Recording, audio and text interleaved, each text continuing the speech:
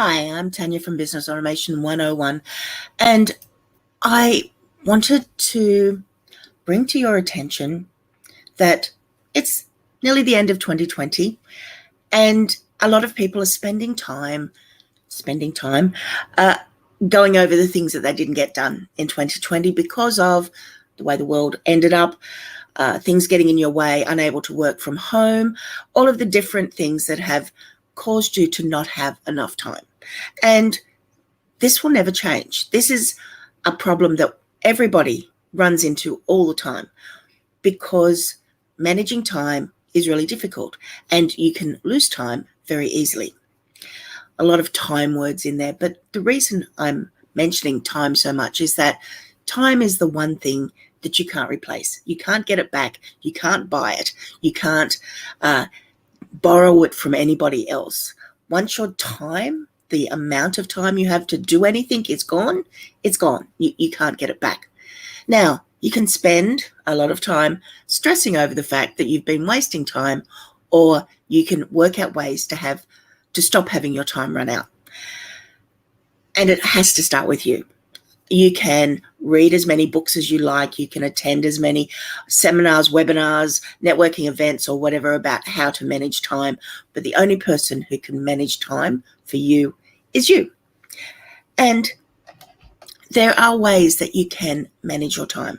And one of the first ways that you can manage time and stop time from running out is to automate as much as possible, so you're not wasting the time that you have on things that can be done for you by a computer. And in my group Business Automation 101, I have mentioned over the years many things that can help you to save your time. And it varies from as little as finding a job that takes 5 minutes a day to do and getting it automated for you. And that could be sharing information into your Facebook groups or pages, timelines. It can be a task that you have to do for accounting. There are a lot of little 5-minute jobs that you do within a day that could be automated. And finding out what those are is something that you need to sit down and work out. And then come into my group Business Automation 101 or post on my timeline or ask on my pages or post under this YouTube channel and just ask what are some of the things that can be automated or that you'd like to get automated, because there are so many software available to allow you to manage your time better. And once you start doing these, you'll start finding out how much extra time you have. And I'll just give you a quick example. If you have something that you do daily and you can save 5 minutes a day, that's half an hour a week that you have extra to do things with. So instead of not having enough time, you've gained time.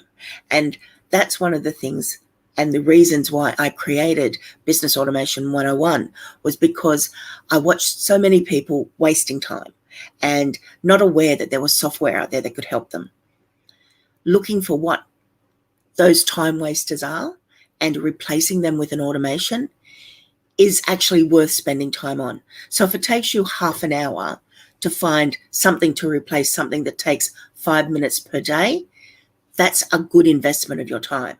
So looking at what are good investments of your time and what are time wasters might sometimes seem that they're the same sort of thing, but they're not. If you can find an easier way of doing something, if you can find something that a computer or a software program will do for you, you've saved time.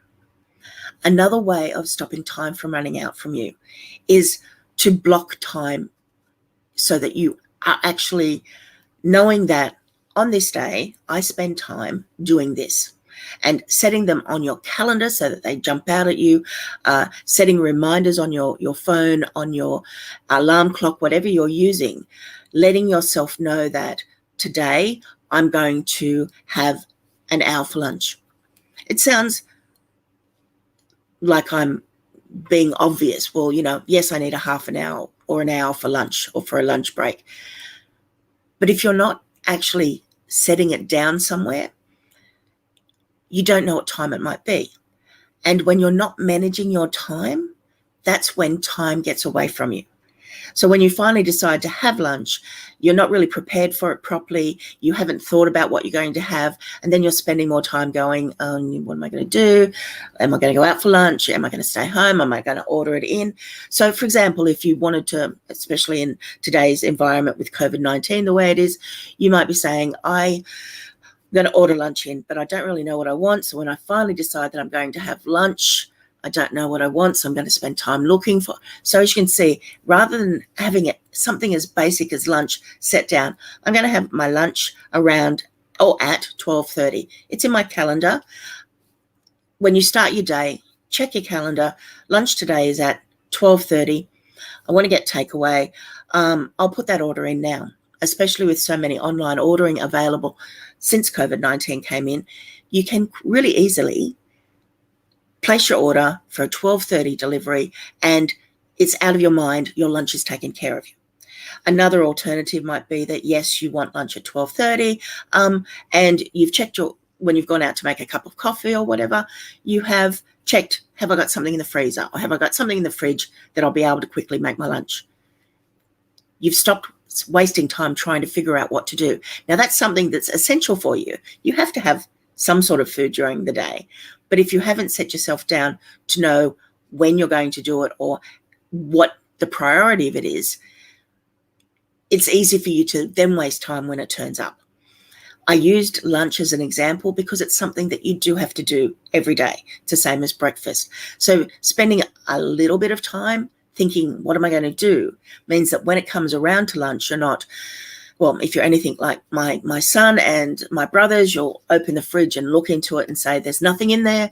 And then you'll then wander around, or you'll start looking for what do you want to get, or go online. And as I said, you're wasting time. Many of the great entrepreneurs available actually have, in effect, a dress code. They'll wear the same sort of clothes every day so that they're not wasting time trying to figure out what to wear. All of these little things start adding up to you running out of time. You know what appointments you've got. So it's not a case of, oh, what am I going to do? Oh, that's right, I've got an appointment today. Your calendar has been set up to show you. I use my Google Assistant to let me know when my alarm goes off every morning, what my appointments are for the day, so that I know what's coming. It also tells me what the weather's like, so that if I do have to go outside of the house, I'm not walking to the door and going, oh, looks like it might rain. Where did I put my umbrella? And then having to come back and find it. A few simple changes to get back a few minutes sounds like, why bother? It's because time adds up. I just explained earlier that 5 minutes per day is half an hour per week. If you've got 5 minutes to do, you're looking at 5 hours saved for the week, which can be used on something that you need. By changing the way that you think of time, as making sure you're aware of just how finite it is, by blocking out the times that you need to be unavailable, that you have an appointment, that you need to spend time with your family.